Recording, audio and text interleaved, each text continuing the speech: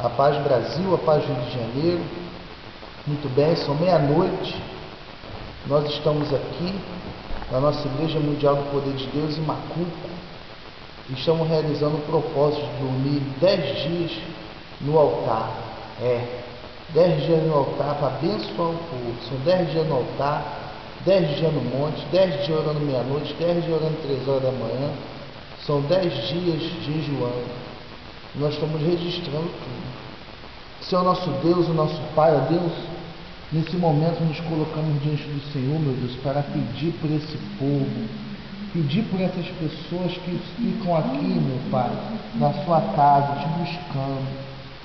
Espírito Santo, queremos te buscar, queremos o mar do Senhor, queremos que o Senhor venha com o seu poder abençoar essa comunidade, esse lugar, meu Pai, essa cidade. Abençoa os seus líderes, abençoa o povo que frequenta, o povo das outras igrejas, meu Pai. Venha trazer o crescimento à tua casa, viva a tua igreja, traga pessoas novas, pessoas desesperadas, pessoas que não conhecem o teu amor ainda, Pai. E abençoa, consagra a nossa vida, consagra a vida da tua serva Beatriz, consagra a vida do teu servo Aires, meu Deus. Conserva a vida dos obreiros, das pessoas que estão nos ajudando aqui, ó Pai. E vem abençoar, levanta mais pessoas de Deus para poder ajudar na tua casa, Senhor. Abençoa, consagra cada dia mais essa igreja. Que os bancos dessa igreja, ó Pai, eles venham estar cheios. Meu Deus, que esteja cheio esses bancos dessa igreja, ó Deus. Abençoa, Senhor.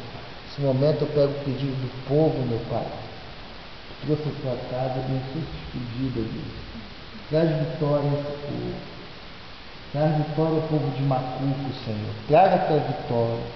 É isso que nós pedimos em nome de Jesus. Amém. Glória a Deus. 3 horas da manhã nós estaremos orando novamente.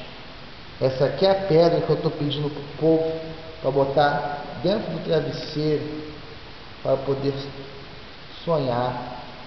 Em nome do Senhor Jesus, que todos venham ser abençoados a cada dia. Amém.